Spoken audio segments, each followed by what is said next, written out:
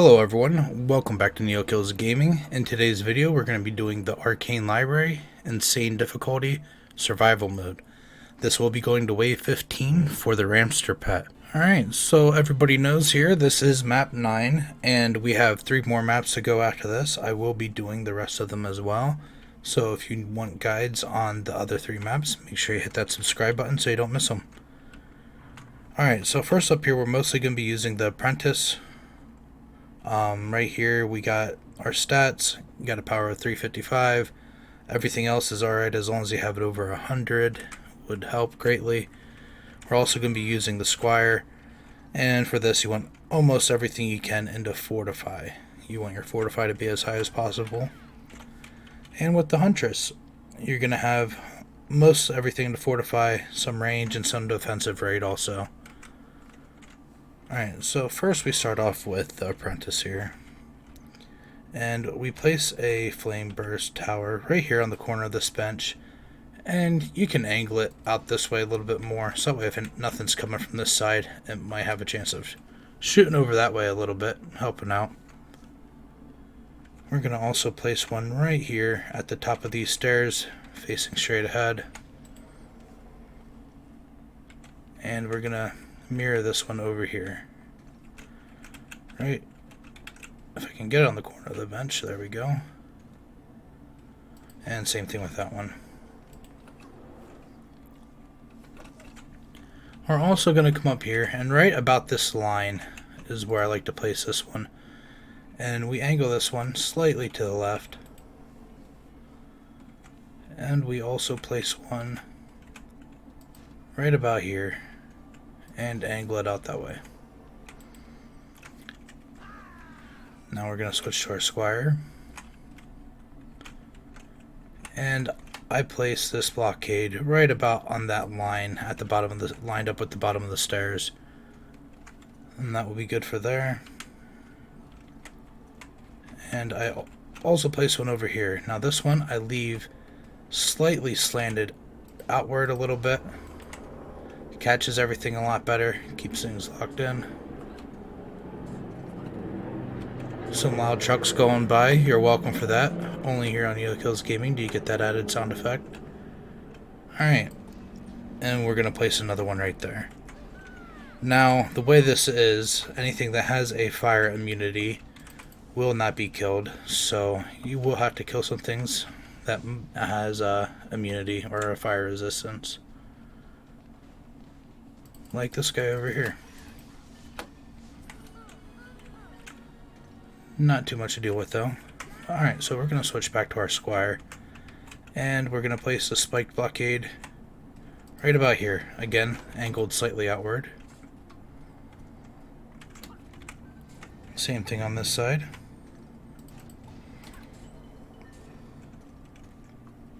And then we're going to come over to this big entrance here.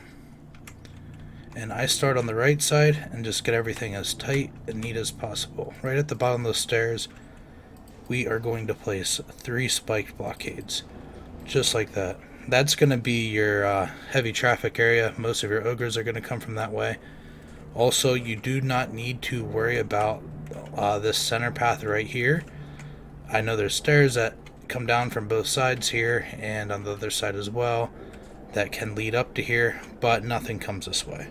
So you do not have to worry about defending this right here. So we're going to go ahead and switch to our Huntress now. And we're going to start placing our darkness traps. And I like to place one there. I like to leave the trigger just shy of that purple line where they exit. For this one here, just anywhere centered in front of the spike blockade is fine. And we're going to place one right over here, about the same as the last one. And that's fine there. Same with this side. Now when we get to this side, instead of using 2 different ones, what I do is I place this about in front of this spike blockade right here. That way anything on the top or bottom can trigger the trap, and as you can see, the effect radius is much larger than the target radius there.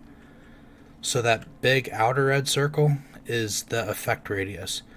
The trigger is the inside one. So it won't go off until anything crosses this line here, but it will affect all the way out to about here. So it just saves a little bit on the defensive units, and that way you're able to get a little bit more out of it. Now next up, we're going to place a flame burst turret about on this line here on this side, and we're going to angle it mostly this way. Next up, we're going to place a deadly strike tower, and we're going to keep it back out of the way a bit, angle it a little bit to the left. And that's about all the defensive units we have right now, so we'll go ahead and fast forward to the end of this wave, and I'll show you the rest of the build. Alright, that was quick.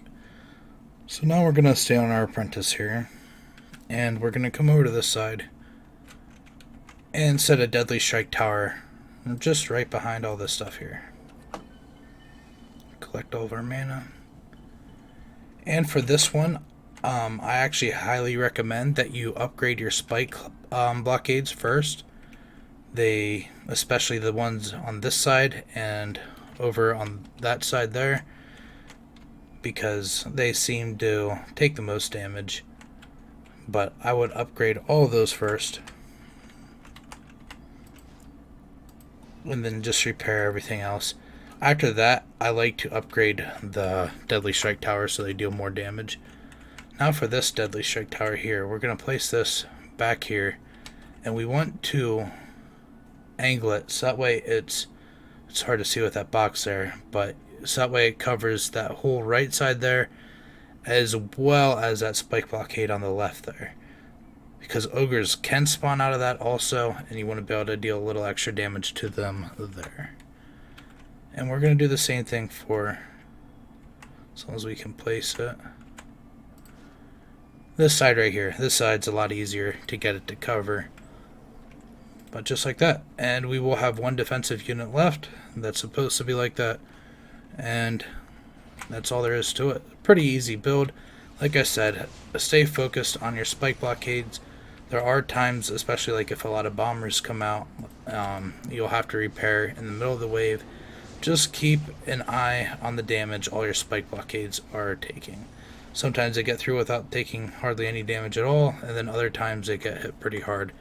I've run this map several times, and it varies. It really does. It depends on where the ogres come from and how the flame burst towers are handling all the bombers. But if you just keep an eye on everything and repair up as needed, it is fine. This build does work very effectively. But alright, we'll go ahead and fast forward to the last wave here, and I'll show you how it plays out. Alright, we're back here, final wave, and everything is repaired up. I'm gonna go ahead and start this up.